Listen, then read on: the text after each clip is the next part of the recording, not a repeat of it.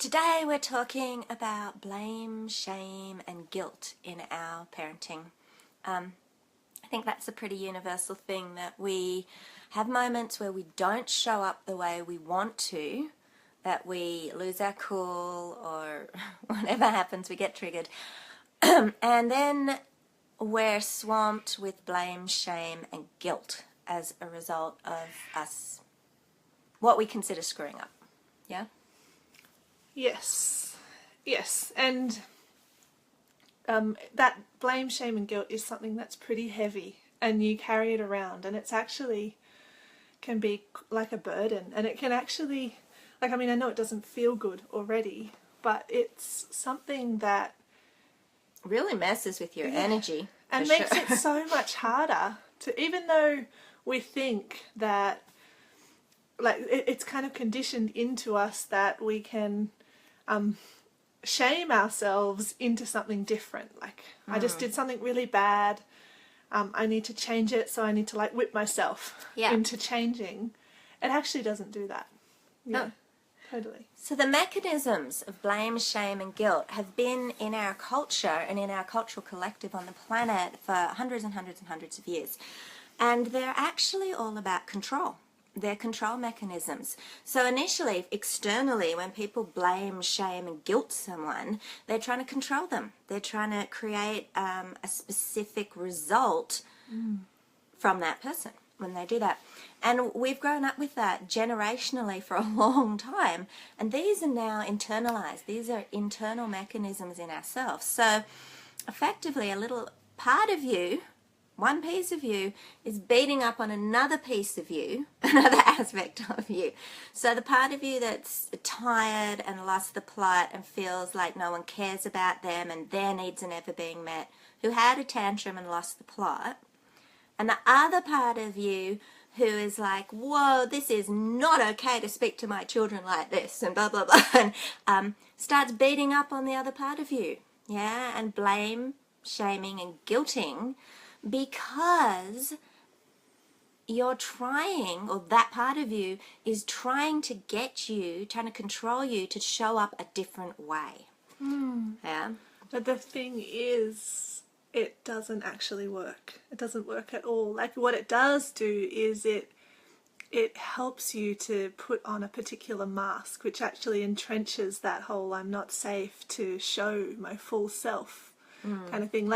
It means that you don't feel safe to express when you've lost it, or when you've done something that feels shameful. It means you need to hide it even more from people. It successfully entrenches and controls you into wearing a particular mask of I've got it all together, I don't screw up. But then when people aren't watching, when your guard's let down, when you're at home just with your loved ones, it'll keep happening. It's just pushing it below the surface. Yeah, the further you push it down, hoping that it's not going to come out. And it's why so many of the mothering communities online are failing to truly support women, because we're all terrified we're going to be judged if we say, I lost the plot and screamed at my kids. Yeah, I hit my child. Yeah, that is biggest taboo, no. And so that whole piece we hide, and it's all missing from being able to be really supported and held through that. Because there is a way through that. The way through that is not to squish it all down. So when you squish these sides of yourself down, and in the psychological world, these parts that we feel are not okay, that we're so ashamed of, that exist within us, that we wish we could cut away. Yeah, we call them shadows. So the more we push our shadows down and hide them from the world, squash, squash, hide, a lot of things are happening. But if you think of it as a beach ball analogy, which is a really beautiful analogy for this, try hold a couple beach balls under the surface of the water. Okay, and you're keeping them all pushed down. No one can see them. They're there. They're under there. I used to do this as a kid in the pool. You hold them all down. You've got them all, and you've got kind of one on your leg and one pushed down here. And then at some point, you get distracted. You get tired. Get stressed out somehow. and you lose your focus. You lose all the energy and intention you're putting on keeping them all under the surface, and they spring up. And the more pushed down under the water they are, the more violently and like dramatically they whoosh to Chaotically, to out of control. Yeah, to the surface. It's because you're trying to submerge all these pieces. It's also sending a really terrible message to yourself. There is a part of you that is hurt and in need, and the more you suppress them and squash them down and put them in a cupboard, lock the door, it's like, yep, you gotta stay there because you are totally unacceptable. No one could ever see you.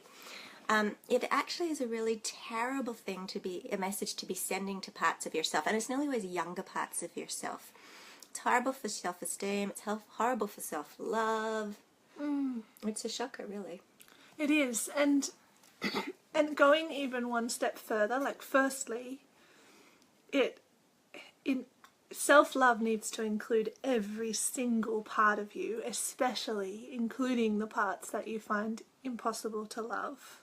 And we get that feels hard when we first say that. Yeah, it needs to include all of you. But then even one step further, and I totally understand, we were talking about this, like this seems so far for some people who are kind of at the beginning of this, but you will discover, if you continue with this work, that not only are these parts of you and these these shadows needing love, underneath them and connected to them, when they're made conscious, when they're embraced, when they're loved, they can actually become some of your greatest gifts. They actually hold a lot of wisdom, those shadows. They're actually holding unresolved bits in you, bits that are stopping you from feeling whole. They're going to create more wholeness when they're brought to the light. And when the shadow is brought to the light, it transforms into a healthier conscious expression of it. Yeah. Okay, so we're not telling you that the gift is in the yelling or the screaming or the whatever it is. The gift is lying under all of that.